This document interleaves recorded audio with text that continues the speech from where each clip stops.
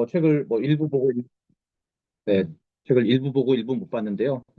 이 책의 그 매력은 제가 보기에는 다른 분이 우리 조재순 보좌관님 말씀하신 것처럼 펜타곤의 시각을 알 수 있게 해준 게 제가 보기에 가장 소중한 것 같아요. 그리고 기본적으로는 한국인이니까 당연히 한국인의 한국스러운 어떤 애국주의는 가지고 있을 거라고 전 전제하고, 그래서 본인 생각을 너무 많이 섞기보다는 걔네들은 이렇게 생각하더라 라는 게 제가 보기에 이 책의 핵심 가치가 아닌가.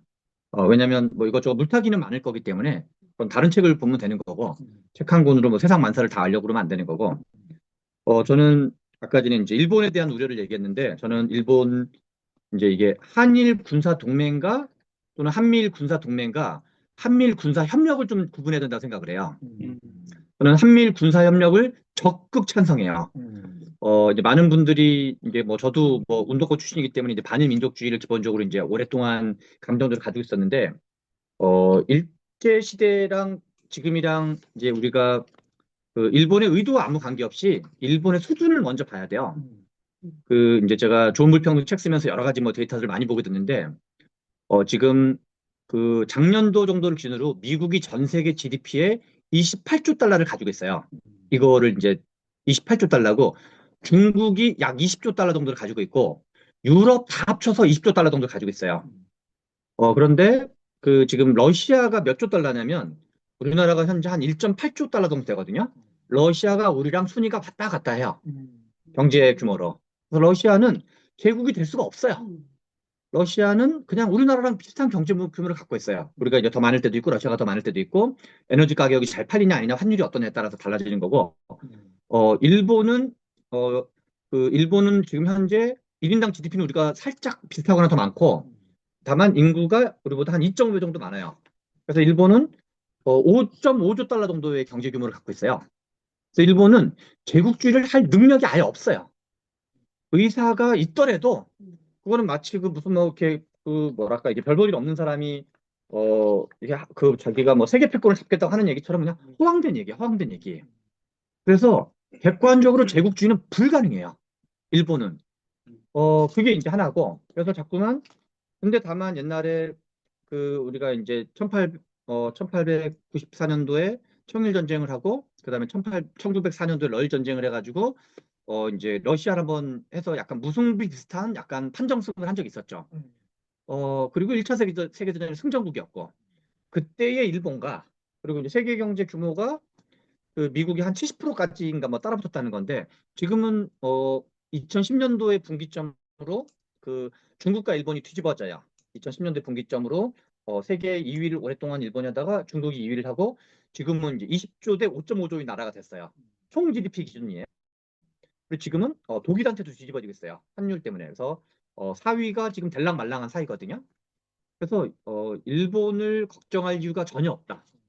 그러면 그게 이제 첫 번째로 가장 중요한 이유고, 그래서 일본은 과거에 뭐 일본의 우파가 있고 극우파가 있고 등등 해서 가장 사실이 아닌 거는, 일본이 다시 뭐 그 무슨 군사적 재무장을 해서 제국주의로 돌아가려는 얘기는 그냥 한국 언론이 만드는 소설 같은 얘기다. 그럴 역량이 없다 그냥. 그거는 이제 아무튼 그런 걸 걱정할 필요가 전혀 없고, 두 번째는 이제 외교 이론에 아주 가까운 거는, 그냥 주변에 있는 원래 이제 그 국경을 마주하고 있는 근접 국가들은 뭔가 충돌이 생길 수밖에 없어요. 분쟁이.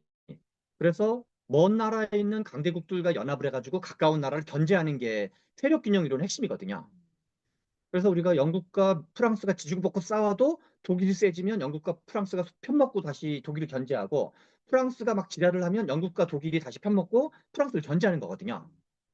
그게 이제 뭐 나폴레옹 때가 그렇고 나치 때가 그런 거고 뭐 등등이 있는 것처럼, 지금은 과거의 제국주의, 우리가 일제시대 비슷한 거는 일본 놈들이 힘이 셌던 거고, 그때는 뭔가 이렇게 하다못해 그 이 중국 공산당이랑 뭐 조선 공산당이 됐건 뭐가 됐건 중국과 연대를 연해가지고 일본 제국주의랑 맞서야 되는 거고, 지금은 중국의 파워가 너무너무 세지고 있기 때문에 일본과 연합을 해서 중국을 견제해야 되는 거거든요.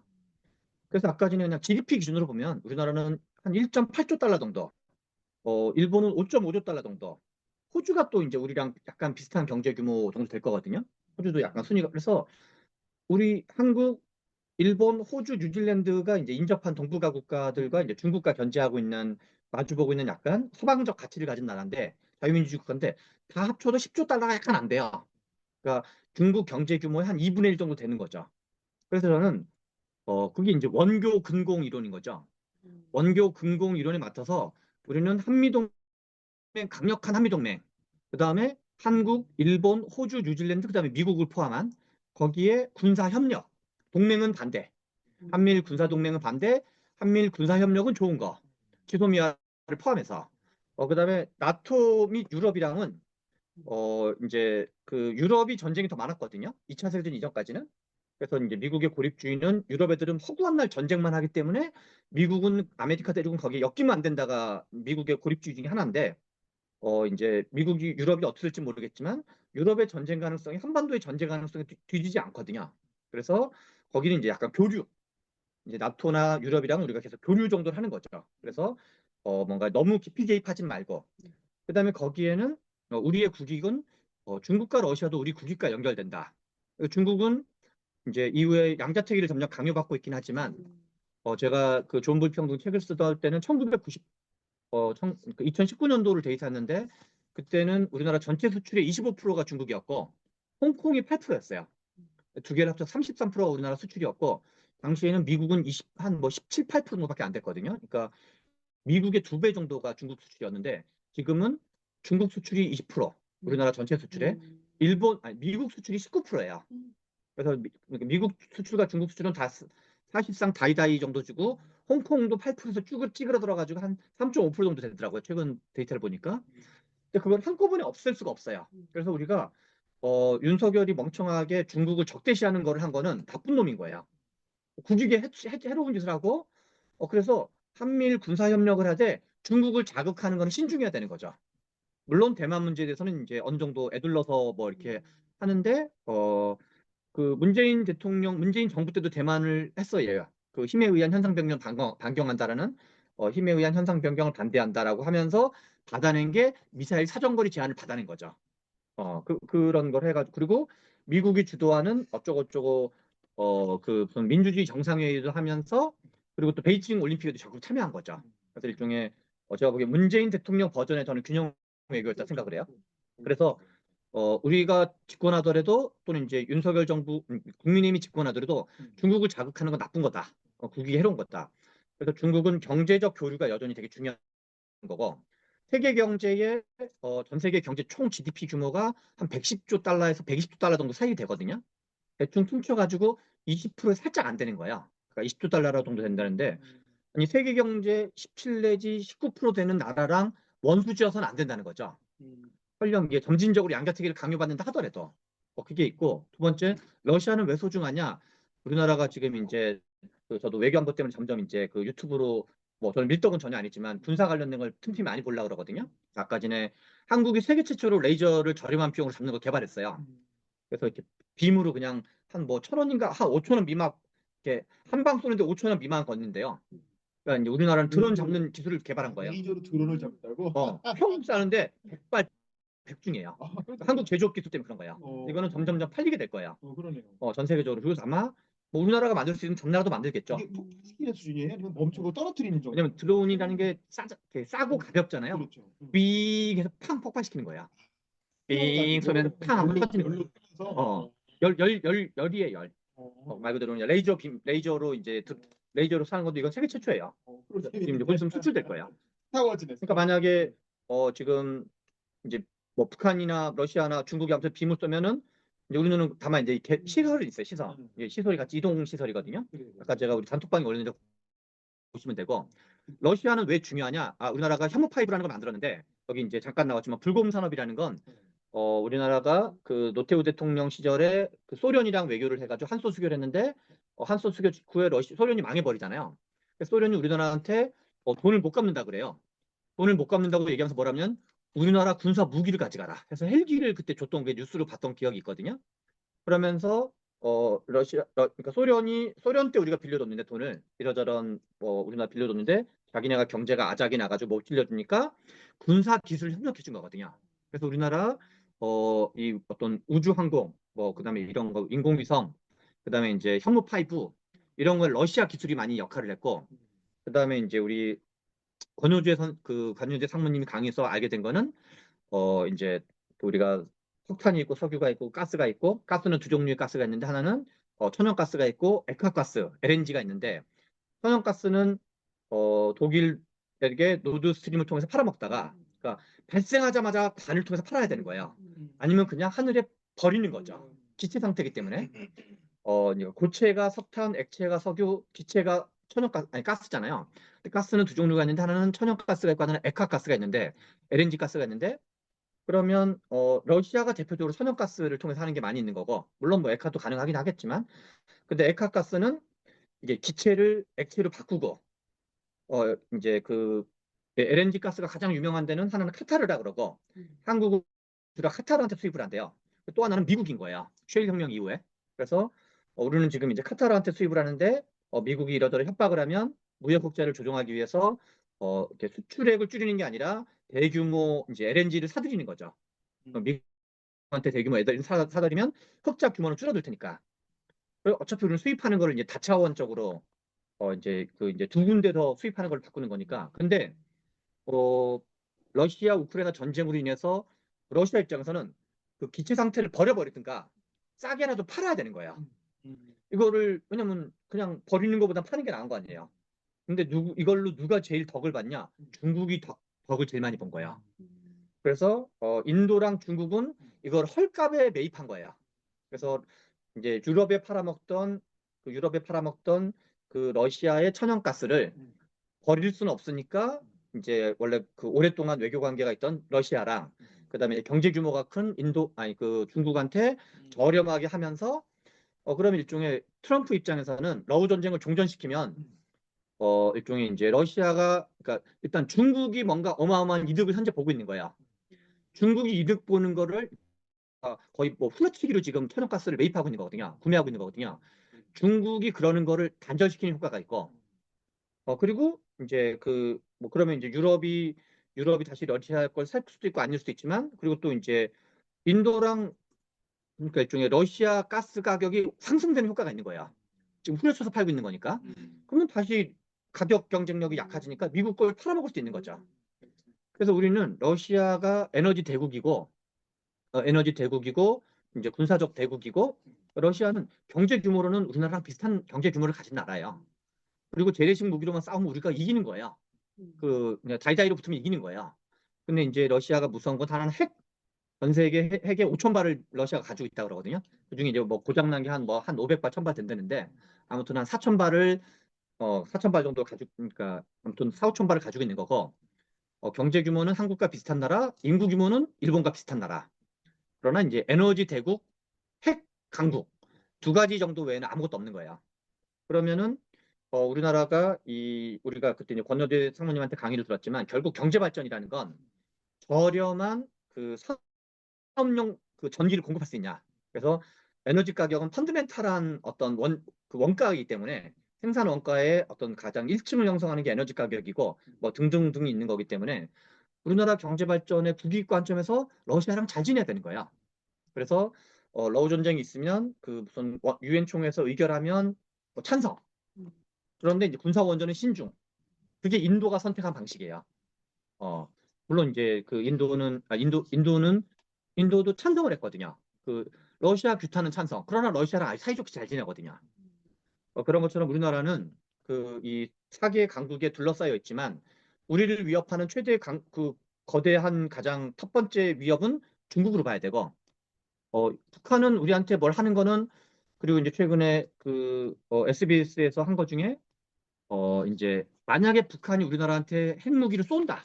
왕창 쏜다 그러면 그래서 이제 그 쏘면 어떤 일이 벌어지냐 하는데 이제 그 히로시마랑 나가사키 사례인데 사망자가 첫 번째가 3분의 1은 그냥 폭탄으로 죽었고 두 번째 3분의 1은 이게 핵이 위험한지 모르고 그냥 낙진이란 낙진 다 맞았다는 거예요. 그걸로 뭐 세수도 하고 뭐도 하고 그다음에 이제 후폭풍도 다 맞고 세 번째는 이제 그거 다 그냥 아무것도 청소하지 않고 그냥 다 전쟁 다 끝난 다음에 또 이거 만작거려가지고 다 했다는 거거든요. 그러면 그래서 우리나라 지하철이라든가 그 아파트 지하 주차장 등등이 많은데 지하에서 한 달만 버티면은 지하에서 한 달 정도 한 2주에서 한 달 정도 버티면 피해를 100을 기준으로 5% 정도로 다 줄일 수 있다는 거야. 95%의 피해는 다 상쇄할 수 있다는 거야. 그래서 일종의 핵 대피 민방위 훈련. 그러니까 북한이 핵을 쏘는 걸 대비하는 민방위 훈련. 그게 스위스 같은 경우는 엄청 발달했다는 거야. 그래서 그러면 그때 중요한 거는 이제 그 SLBM인 거죠. 그래서 왜냐면 원자력은 그러니까 잠수하면 탐지가 안 되기 때문에 그래서 북한이 핵을 쏜다고 가정할 경우 우리가 여러 적을 배치하고 그리고 우리가 동맹인 예컨대 일본이 같이 쏴준다든가 그래서 그냥 북한을 없애버려야 되는 거거든 그때는 지구상에서 그런 정도의 역할 분담 체계가 돼 있다 그러면 못 쏘는 거거든요. 보복 능력을 갖고 있으면 그래서 그거는 우리의 그리고 그 지난번에 미국이 아예 그 호주한테 아예 핵 잠수함을 줬거든요.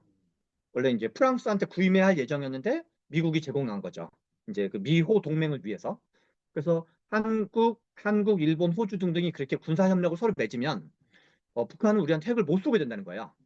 그래서 저는 이런 사실을 우리가 물론 이제 우리가 그 역사 문제에서 이제 위안부 문제, 그다음에 이제 징용 문제, 그다음에 독도 문제 아마 이 세 가지가 가장 그다음에 이제 그 참배하는 거 어디야 그 야스쿠니 신사. 야스쿠니 신사 네 가지가 아마 이제 핵심 쟁점일 것 같은데 저는 이 중에 이제 야스쿠니 신사는 계속 협박을 해야 된다는 생각을 해요. 야, 이렇게 아무튼 이 자식들아 그냥 하지 마라. 그럼 우리 국민들이 야마가 돈다. 그리고 독도 문제는 자극하지 마라. 그냥 이 상태로 뭐 어쩌고저쩌고 이제 그 너무 자극하는 거는 어느 선은 넘지 마라. 또는 티격태격 하더라도 티격태격 하더라도 왜 일본과 군사협력을 했냐? 우리 국익에 도움이 되니까. 우리 국익에 도움이 되니까 그걸 열심히 해야 된다. 이게 이제 일본에 대한 거고 그리고 호주, 뉴질랜드 물론 이제 미국을 포함하는 거예요. 그래서 한국, 일본, 호주, 뉴질랜드 다 합치면 10조 달러가 약간 안 될 거다. 그래서 그러면 만약에 미국이 얼마나 고립주의로 갈지 모르겠지만 그리고 미국의 지금 트럼프가 하는 일련 행동을 보면 제가 이제 오늘 중앙일보에 그 냈던 거는 미국의 재정 적자가 장난이 아니어서 1년에 이자만 1,300조 원을 지불하고 있어요. 우리 돈으로 환산하면. 그러니까 천조국이 국방비가 천조국이 아니라 지금은 재정 적자 이자 비용이 천조국이 됐어요.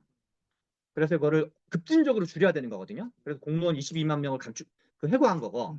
그리고 미국이 군사적으로 안보 군사를 담당하던 게 세 덩어리인데 중동, 유럽, 아시아인데 중동은 셰일 혁명 이후에 아예 철수하고 있는 분위기인 거고 그게 이제 아프가니스탄 철수가 마지막이었던 거고 유럽은 미국의 국방비로 유럽의 복지국가 했던 거예요. 그냥 그래서 유럽의 복지국가가 나불나불이 어쩌고저쩌고 미국의 국방비를 한 거예요. 그리고 미국 군인들의 죽음을 통해서 유럽의 복지국가를 한 거죠. 그래서 실제로 약간 다 비틀어서 보면 글로벌 호구였던 거죠. 그래서 실제로 세계 경찰을 한 거예요. 그냥 세계 평화를 지키기 위해서 자기네 자국민들을 뭐 몇만 명을 죽이고 자기네 국방비를 해서 나토 국방비의 50% 가까이를 미국이 부담하고 있고 러우 전쟁 전체 국방비 약 40%를 미국이 부담했거든요. 그래서 미국이 지금 젤렌스키랑 막 치고받고 싸워가지고 이제 안 한다 그러니까 독일은 계속 국방비 증액을 반대했어요. 그러다가 이제 그 기민당이 지금 이번에 우리가 이 국방비 지출 늘리겠다. 그리고 이제 그 재정준칙 헌법에 박은 것도 개헌하겠다. 그리고 녹색당 3인당도 찬성하는 거예요. 그러면 나토의 50%를 미국이 부담했는데 미국이 통으로 빠져버리면 만약에 극단적으로 미국이 나토를 탈퇴했다고 가정해봐요. 그러면 러우 전쟁에서 지금 그 미국이 광물협정을 통해서 하면 어떤 효과가 있냐면 최소한 트럼프 임기 기간에 러시아가 쳐들어갈 일은 없다고 봐야 되는 거야. 그럼 그 기간 동안 시간을 벌면 되는 거예요. 그러면 유럽이 알아서 뭐 자체 방위군을 만들든 주둔을 하든 지네가 알아서 할 일인 거고. 그러면은 그러면 나토에서 미국이 부담하던 50% 비용을 아무튼 n분의 1 비용으로 유럽이 확대할 거거든요. 미국은 GDP 대비 국방비가 5%인가 6%인가 그렇고 유럽에서는 2% 준수한 나라도 거의 없다는 거거든요. 실제로 미국의 국방비를 유럽의 복지국가가 했던 거예요. 그러면 유럽이 알아서 한 4% 5% 올리겠죠. 그 수준으로. 그러면 아까 전에 말했지만 러시아는 독일 경제 규모의 반도 안 되는 나라예요. 유럽연합 합계가 20조 달러고 러시아는 2조 달러도 안 되는 나라예요. 유럽연합 합계 경제 규모의 10분의 1밖에 안 되는 나라가 러시아예요.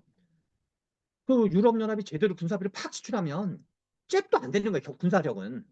러시아랑 유럽연합은. 근데 그냥 하기 싫은 거죠, 그냥. 왜냐면 이제 약간 뭐 좌파 PC 행보한 거거든요. 우리는 인권도 중요하고 다양성도 중요하고 복지국가도 중요하니까 국방비는 더러운 미국 니네가 부담해. 뭐 이런 거거든요. 그래서 실제로 미국 입장에서 곰곰이 생각해보면 약간 글로벌 호구 역할을 하는 측면이 있는 거고. 그래서 미국은 이제 중동에서 빠지고 유럽에서 빠지고 유럽은 니네가 자체 방어해. 그런 경제력은 충분히 된다. 그리고 아시아는 최소한 아시아의 부자 나라 일본, 한국, 대만은 니네는 니네가 비용을 부담을 올려라. 그게 미국의 요구사항인 거예요. 왜냐하면 야, 우리 먹고 살기 힘들다. 왜냐하면 아까 여기 책에서 나왔지만 미국은 기본적으로 미국의 국방배서는 중국과 러시아를 동시에 적으로 간주하고 있는 거거든요. 그러면 이 핵무기 5천 개 가지고 있는 나라랑 세계 경제 규모 20조 달러 가진 나라를 둘 다 미국이 혼자 힘으로 막으려면 얼마나 돈을 많이 써야 되겠어요. 그러니까 러시아랑은 야 나는 너랑 사이좋게 지낼게. 러시아는 적으로 안 되겠다는 거예요. 저는 이래서 실제로 역기신적 전략이라고 봐요. 우리 뭐 신태환 씨 제가 매우 좋아하는 신태환 씨는 이게 키신저 전략이랑 역키신저 전략은 같을 수가 없다. 왜냐하면 키신저 전략 때는 중국과 소련이 원수지간이었다. 근데 지금 러시아랑 중국은 원수지간이 아니다. 이런 얘기를 하는데 원수지간이 아닌 건 맞아요. 중국과 러시아는 반서방에서 이해관계가 일치해요. 근데 최소한 러시아를 적으로 돌리지 않으면 그러니까 미국 입장에서 왜냐하면 러시아는 유럽이 커버하라는 거거든요. 최소한 중국만 견제하면 되는 거거든요. 그래서 미국의 국방비를 왕창 감축하는 건 가능해지는 거예요. 그러니까 효율화는 최소한 가능해지는 거예요. 그런 점에서 저는 역기신적 전략의 일환이고 그리고 파나마 문화는 트럼프가 파나마 문화와 그린란드를 잘난 척하고 폼생폼사하는 걸 하려 그러면 건드릴 이유가 없는데 이제 이 미국 민주당 같았으면 잘난 척하기 위해서 그런 거 안 했겠죠. 비난받으니까.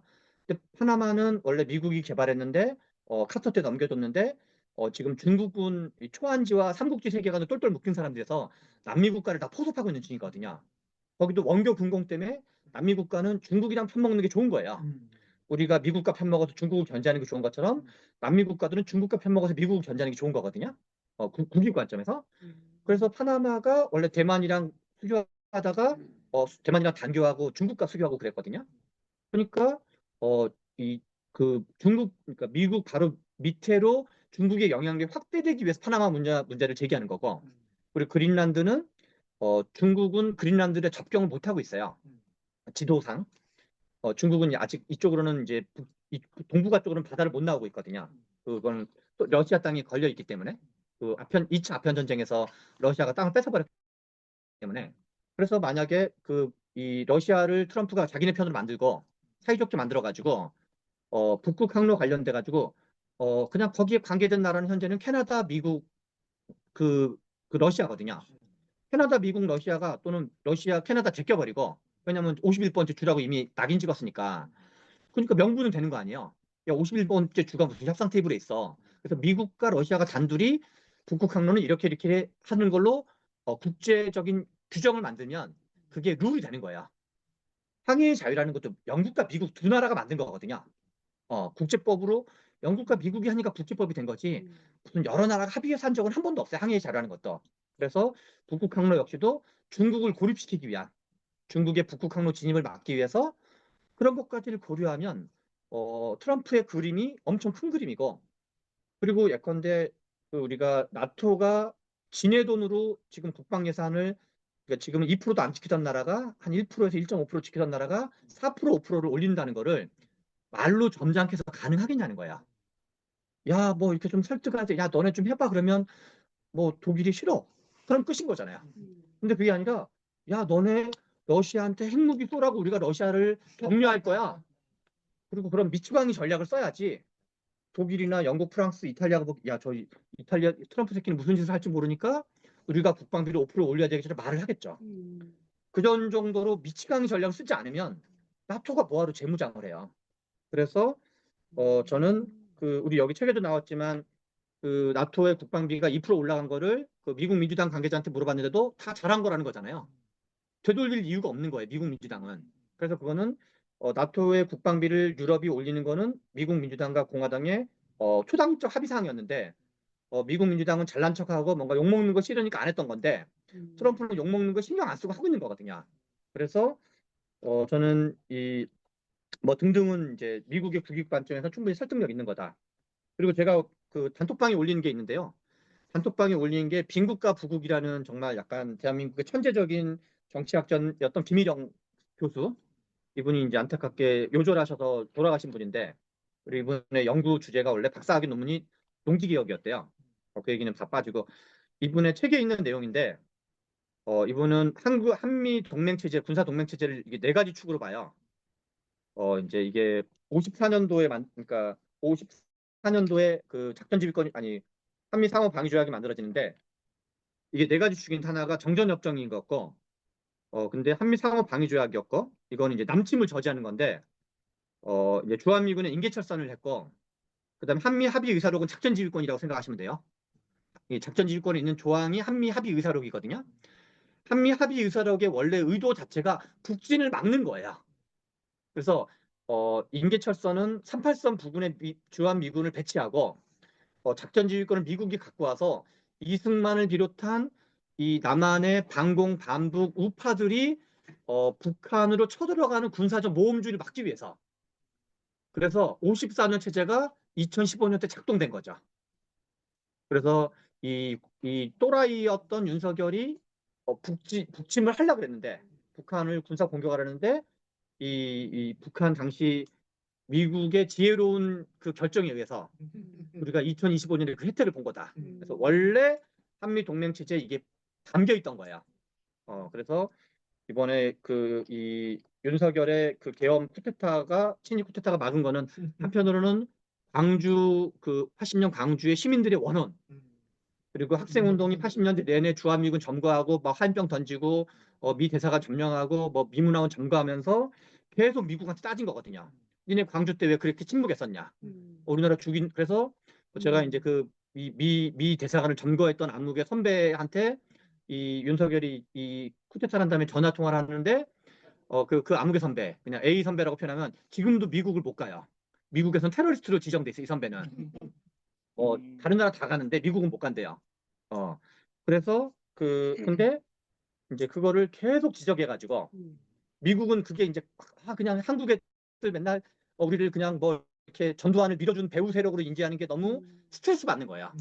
그래서 87년 6월 항쟁 때도 계엄을 미국이 막은 거고 전두환 직접 가가지고 내가 계엄하지 마 이 자식아. 우리 가만히 안 있을 거야. 라고 협박을 해서 87년 6월 항쟁 때도 계엄을 검토하다가 미국의 적극적인 개입으로 단절된 거고 이번에도 미 국무부가 적극적으로 주미 대사 그러니까 주한 대사관과 우리나라에 있는 그 주한 대사관과 미 국무부가 윤석열 개자식아라고 계속 입장을 낸 거가 광주 시민들의 원언. 근데 80년대 민주화 운동. 그래서 이 하나는 이 작전 지휘권을 비롯한 요 미국의 한국 우파들은 믿을 수 없다라는 이 지혜로운 결정. 그게 그리고 또 저는 개헌도 87년 체제가 계속 작동되고 있다. 87년 체제가 한계가 있는 게 아니라 87년 체제가 박근혜 때도 작동됐고 이번에 또 작동되고 있다. 그래서 87년 체제를 함부로 해치려고 하면 안 된다. 이 얘기로 있고 한국 외교력은 왜 엉망진창인가? 그거는 우리가 전 세계 너무 갑자기 급속한 경제 성장을 하기도 하고 또 하나는 지리적 조건 때문에 그런 거고 이제 우리가 봤던 책 중에 그 헨리 키신저의 세계 질서라는 책이 있거든요. 그래서 그 책에서는 근대적 외교 질서의 시작을 1648년 베스트팔렌 조약으로 보고 있어요. 거기에 약 300여 개 당시에는 유럽에는 도시국가들이 되게 많았어요. 지금 현재 우리가 알고 있는 독일이라는 거는 독일 연방공화국의 약자인데 이제 독일은 지금 250여 개의 도시국가들이 합쳐서 만든 나라예요. 1871년도에. 그러니까 당시에 그 베스트팔렌 체제에 하였던 나라가 300개인가 350개 국가가 합쳐진 거였대요. 그러니까 유럽에는 서로 지지고 볶고 싸우는 전쟁이 거의 뭐 몇 년마다 항상 있는 거였기 때문에 세력 균형론적 세계관이 엄청 발달해 있는 거야. 그리고 독일이 됐건 어느 나라가 됐건 국경을 마주하는 나라가 최소 5개에서 많으면 15개 정도가 되는 거거든요. 그러니까 전쟁을 최소한 자기네 나라가 관여된 전쟁이 10개에서 한 50개 정도의 전쟁 경험이 있는 거고 서로 다른 나라랑 그러니까 외교가 발달할 수밖에 없는 거야. 근데 우리나라가 세계 지도에서 보면 유라시아 대륙의 끄트머리에 있는 삼면이 바다인 나라예요. 우리나라가 전쟁 경험을 겪은 나라는 방향은 3개밖에 없는 거죠. 하나는 가장 많은 거는 북쪽 만주족을 비롯한 이제 몽골, 만주족, 뭐 원나라, 뭐 청나라 이런 나라들이었던 거. 거기는 한족은 아니었던 거죠. 한족이랑은 이제 통일 신라 이후로 마지막 전쟁이 있었던 거고 뭐 나당 연합군 했다가 나중에 이제 거기서 한번 세게 붙거든요. 한족이랑은 그 뒤로 전쟁한 적이 한 번도 없어요. 그래서 시진핑이 우리는 쳐들어간 적이 한 번도 없다. 그 말이 이제 한족으로서의 얘기를 하는 거죠. 우리는 이게 같은 나라로 생각하지만 시진핑한테 한족만 제대로 된 정통 중국인 거거든요. 그래서 통일 신라 이후로 쳐들어온 적이 한 번도 없다. 이제 황해라는 것도 있고 뭐 그다음에 이제 그 아무튼 등등 그런 것 때문에 그리고 북방 민족이 오랫동안 있었기 때문에 글로 돌아올 수가 없었던 거죠 한족이. 그래서 우리가 외침을 받은 거는 주로는 북방 민족한테 받았고 그 한족한테 받은 적이 없었고 한족한테는 우리가 이제 조공무역을 통해 수구리를 했던 거고 그다음에 자치권이 아니라 실은 독립국가에 가까웠던 거죠. 그다음에 또 하나가 이제 그 뜻밖의 일본이 통일된 뒤로 이제 임진왜란과 등등 이제 뭐 청일전쟁, 그 1차 조선반도 전쟁, 이제 그렇게 일본의 외침이 있었던 거죠. 그래서 우리는 그 세 나라만 외침이 있었고 오히려 장기 평화 체제였는데 유럽은 전혀 다르다. 그래서 우리나라 외교력은 그냥 어느 나라랑 붙어먹는 게 실은 중요했던 거고 이건 지리적 요건 때문에 그렇다 봐야 돼요. 그래서 한국 전쟁 때는 이제 북한이 쏘러와서 미국이랑 찰싹 자석처럼 달라붙어서 그리고 우리나라의 국력도 되게 이제 작았던 거고. 그래서 근데 지금은 우리나라 국력이 뭐 어쩌고저쩌고 이제 그 뭔가 우리가 외국에 그러니까 우리의 영향력이라는 게 외국에 우리가 투사된 적이 없었고. 근데 지금은 중동에도 영향이 있고 뭐 지금 유럽에도 영향이 있고 뭐 우리가 이해관계가 생긴 거거든요. 우리 자신이.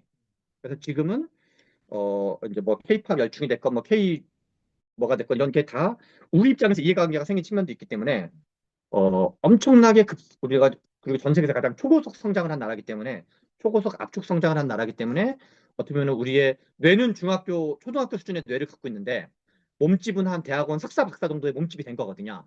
그래서 그 우리의 생각의 속도 또는 이제 어떤 그 지혜로움의 속도와 이제 우리의 몸집의 속도가 달라진 거기 때문에 이거를 급속하게 뭔가 좀 따라잡기 위한 그리고 그거를 커버해주고 있는 게 유튜브 보면 글로벌한 뉴스 조회수가 엄청나게 많아요. 그게 이제 김주윤 씨의 지식플레이, 뭐 최준영 박사의 뭐 지구본 연구소, 그다음에 3프로 TV. 3프로 TV도 제일 장사가 잘 되는 게 무슨 뭐 국제 외교 관련된 거예요. 그래서 그거를 그 니즈는 급속도로 커지고 있다. 그래서 제가 보기에는 해외 주식에 투자를 하니까. 뭐 주식도 마찬가지. 그리고 경제 성장률이 1, 2%인 나라에서 결국 근로소득이라는 건 본질적으로 경제 성장률과 링크돼 있는 거거든요. 근데 자본 수익률이라는 건 예컨대 인도가 7% 성장하고 뭐 중국이 5% 성장하고 예를 들어서 뭐 어느 나라가 뭐 10% 성장하는 뭐 나이지리아가 있다. 자본은 그 나라로 가면 되는 거거든요. 그래서 자본의 수익률은 노동의 수익률보다 높을 수밖에 없는 거야. 노동은 국민국가랑 링크돼 있는 존재이기 때문에 그래서 아무튼 뭐 그런 정도에 있어서 우리나라는 하고 그다음에 이제 미국 저도 이제 반미주의자였었던 사람이었는데 이번에 이제 우리 신태환 씨드가 그런 걸 많이 올리는데 갑자기 왜 제국주의가 사라지고 많은 나라가 독립국가가 생겼을까? 그거는 유럽이 세계 패권을 가지고 있을 때는 제국주의를 했던 거예요. 근데 미국이 세계 패권을 가지면서 제국주의를 반대한 나라가 미국인 거야, 실은. 그리고 그거의 역사적 분기점이 1941년 대서양 헌장이라는 거야. 루즈벨트가 미국은 오랜 고립주의 전통이 있었고 독립혁명을 통해서 만들었고 그리고 굳이 제국을 할 이유가 적었기 때문에 물론 전혀 없진 않았어요. 뭐 괌이라든가 필리핀이라든가 하와이라든가 등등 있었지만 대체로는 제국주의에 소극적이거나 반대하는 입장이었기 때문에 윌슨의 민족자결주의도 그런 연장이었고 그래서 1차 세계대전에 윌슨의 민족자결주의도 한 번 해가지고 한 적이 있었고 그때는 영국이나 유럽의 파워가 미국보다 더 셌던 거고 근데 1941년도에 진주만 공습 이후에 미국이 개입을 하면서 루즈벨트랑 처칠이가 그 대서양 헌장이라는 걸 합의해요. 그게 뭐냐면 영토 확장을 하지 않는다. 다시 말해서 제국주의 하지 마라 이 자식들아. 내가 전쟁을 할 테니까 자꾸만 니네가 제국주의 지를 해가지고 세계 전쟁이 벌어지는 거 아니냐. 우리는 개입하기 싫은데 니네가 제국주의를 하지 마라. 다만 2차 세계대전 이후에 미국은 딱 제국주의를 독립시키고 싶었는데 같은 동지적 관계였던 프랑스, 영국의 그 지랄하는 거는 막는데 시차가 걸린 거예요. 그래서 왜냐하면 동맹국이었기 때문에.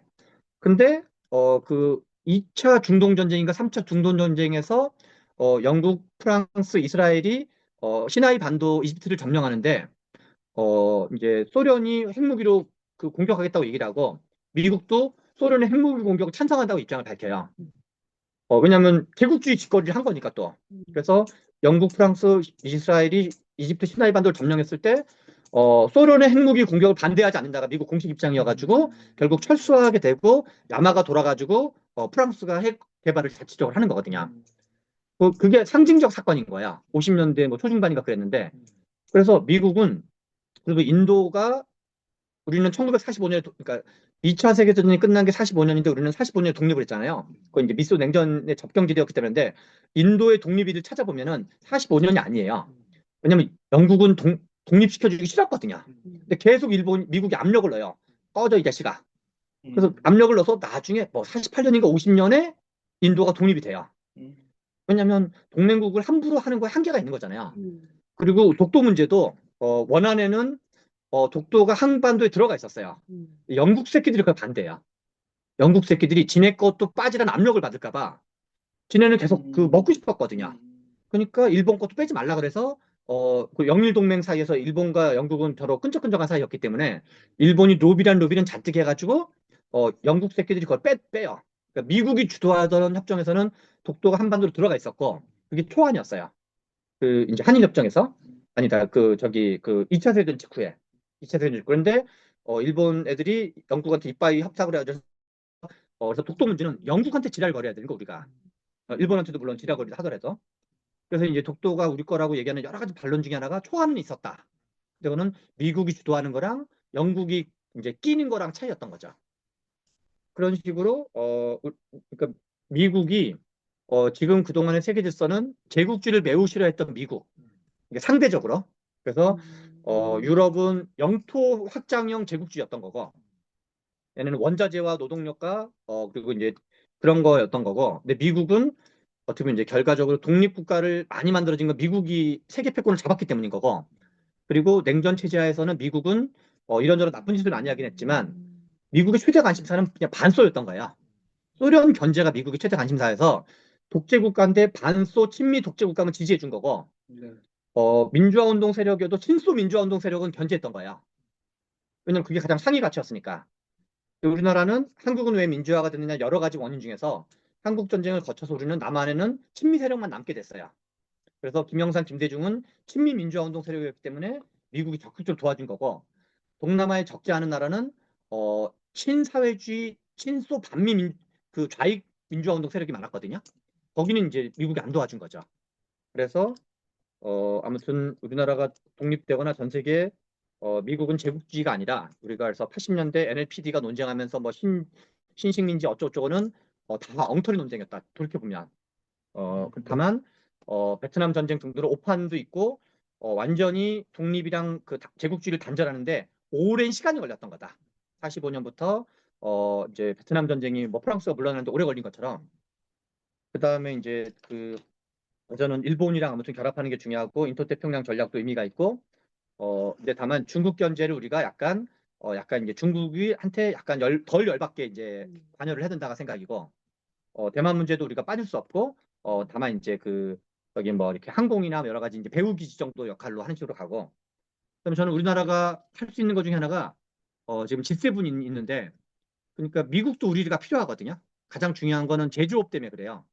제조업 자체가 원래 군사력과 연동돼 있어요.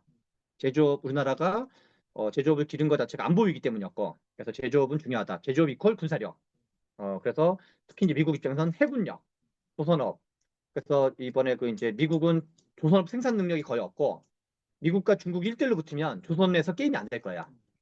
근데 한국, 일본이 조선업은 역량을 가지고 있기 때문에 미국한테는 이 뭐 반도체 TSMC, 뭐 삼성전자도 중요하지만 조선업이라는 건 정말 군사적으로 결정적으로 중요한 거야. 반도체도 결정적으로 중요하고 조선업도 미국한테 결정적으로 중요한 거야. 조선업과 연결된 뭐 철강, 자동차 등등, 이게 조선업이라는 게 달랑, 나머지 제조업은 다 망했는데 조선업만 작동하는 건 없는 거잖아요. 관련 제조업, 그러니까 조선업이 있는 거니까. 그래서 저는 지금 이제 우리나라가 그 국격 자체가 쫙 올라가다가 윤석열이 나라를 엉망진창으로 만들었는데, 약간 이제 언제든지 이상한 걸 돌아갈 수 있는 나라로 국격을 떨어뜨렸는데, 지금 G7에 이번에 의장국이 되려다가 캐나다래요. 그러면 캐나다, 그다음에 이제 인도, 호주는 미국 입장에서 확대시킬 요인이 있는 거야. 그래서 이렇게 우리나라가 이제 새 정부가 등장하면, 뭐 또는 민주당 정부가 등장하면 로비를 이빠이 해가지고 G7을 G10으로 만드는 거.